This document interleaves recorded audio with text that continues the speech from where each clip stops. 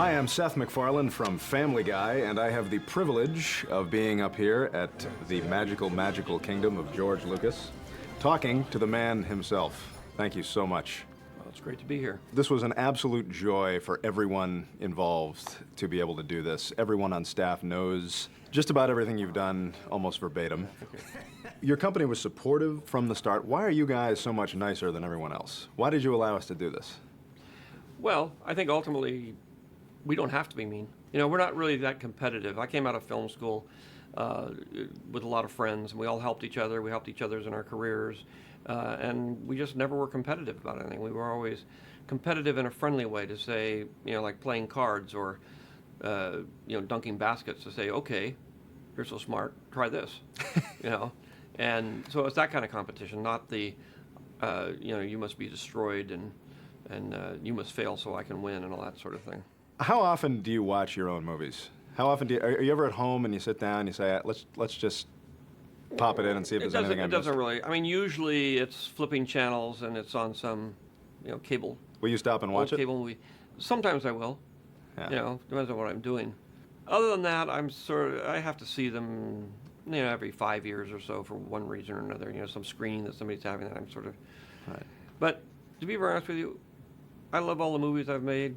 I love watching them. I've never grown tired of them, and thank goodness for that, because we call that the true curse of filmmaking, which is if you make movies, you're going to have to, whatever movie you make, you're going to have to watch it about 100 times. Yeah. And sometimes that's the worst punishment of all. Yeah, if there's ever a rerun of Family Guy on the air, I have to stop and watch it. Well, our TiVo is completely filled up with Family Guy.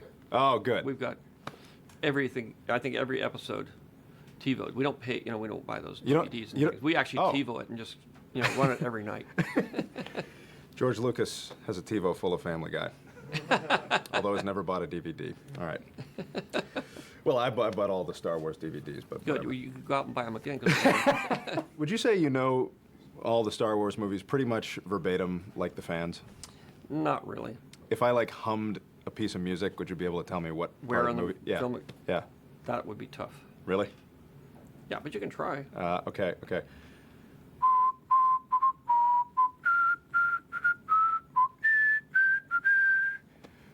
I recognize it, but I don't know where it goes. That's Cloud City.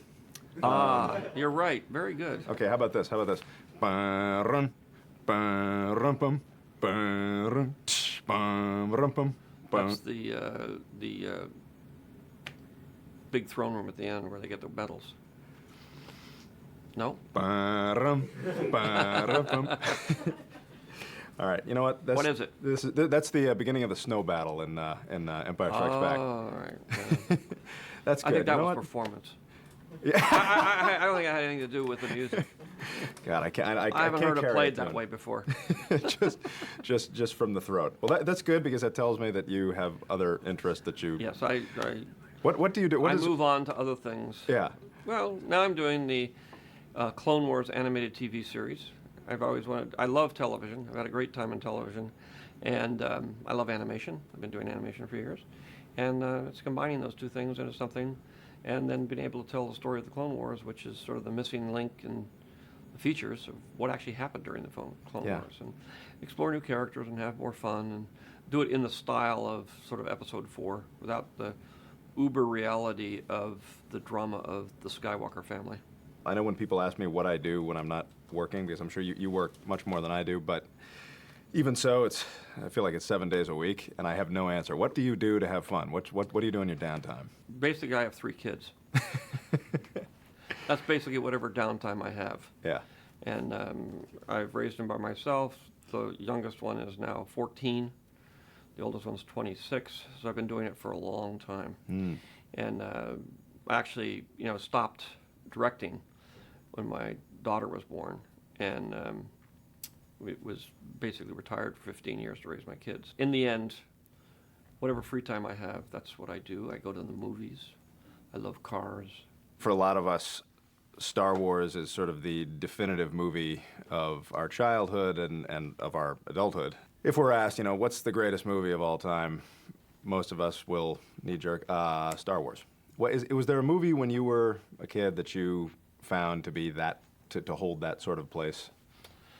Well, to be very honest with you, I didn't go to the movies that much when I was younger. I lived in a very small town, one movie theater. You mostly went, to chase girls or go on a date or something. So you didn't pay much attention to the movies. But the movies I remember are, Bridge on the River Kwai, Doctor Strangelove. Those are two of them that stick out on my Hard Day's Night. I remember reading a quote from you at one point that when you were asked why you chose to make this movie, you said, I've always wanted to see a movie like this, and no one's ever made it. And I figured if somebody did, then and did it well, everyone would try to copy it, and then I could sit back and relax and watch the copies. That's basically what I do in those situations. It's not really about the copy part, but mostly it's that I come up with an idea for a movie and I just want to see it. And in the worst possible situations, I've had to make it myself. In the best of all possible situations, I've gotten Steven Spielberg to make it. So, but ultimately it's to enjoy the movie. And I think for all of my friends who are successful, all the same age, all went to school together, all had fun, the secret ingredient, which everybody's, well, why are you guys so successful? We all love movies. We aren't doing it to get rich. We never thought we were ever going to get rich or be successful, or anybody would even like it. But we love movies, and we make the kind of movies that we love to see. Say, oh, I'd like to see that. And we have the advantage of being able to actually make the movie. Say, okay, well, it's not coming out, so let's just make it. Then we'll bring it out. And so that's really the fun of it, and mostly why I do it. And a lot of things I do, I just soon give the idea to somebody else and let them do it, as do it myself. When I was in college, I heard a story that you guys submitted the cut of Star Wars without any music, and they said, no, we don't like this. We want you to recut it. You went back, did nothing except score it, bring it back to the studio, and they said, this is great. This is exactly what we want. Is there any truth to that?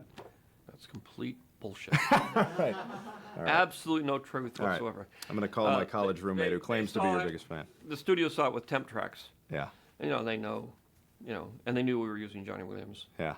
And so they kind of knew that it would, but it definitely jumped it about 4 times better than it was when we had temp music in there. How did you get hooked up with John Williams? Was that? I got hooked up with Johnny through Steve Spielberg, who had used him on Jaws. Mm-hmm. And I said, I'm looking for somebody who could do a really traditional, old-fashioned Korngold score. The old guys. Seahawk. And so he said, I know the one guy that can do it. He just did Jaws. He's perfect. And he said, Johnny Williams. And I said, isn't he a jazz pianist or something like that? He said, yeah, but he's really he's been trained as a classical composer, and he really knows it really well, and, he'll be great for you. So that's how I got to him. And once you team up with Johnny, you don't ever want to leave. Yeah. Because the music's fantastic. One of the things that you can identify, obviously, early, mid-'70s film by is that they were very sparse and almost no music at times. Was that something that you set out to kind of restore? Well, I don't know whether I set out to restore it, but I'm very much of a music guy. So all of my movies, everything I've ever done has been centered around music. Like American Graffiti was written around music. I would listen to the songs, and then I would find the right song for the scene that I was thinking of, and then I'd write the scene around the song. And before that, when I was doing THX, we were sort of combining sound effects and music to combine a kind of a musical soundtrack that had to do with all of the sounds, including the dialogue being more treated like music and singing than like actual expository dialogue. So I've always been very focused on the music and the soundtrack, and I love it. And I just come out of that era of the 60s where music is everything. Now, you mentioned THX 1138, which ends with a man alone in an apocalyptic sunset. And in Star Wars, we have that, of course, very, very memorable scene of Luke staring out at the 2 suns. Is there a significance, an artistic significance to that? I guess the easiest way to say it is the sun represents being outside the box. Mm-hmm.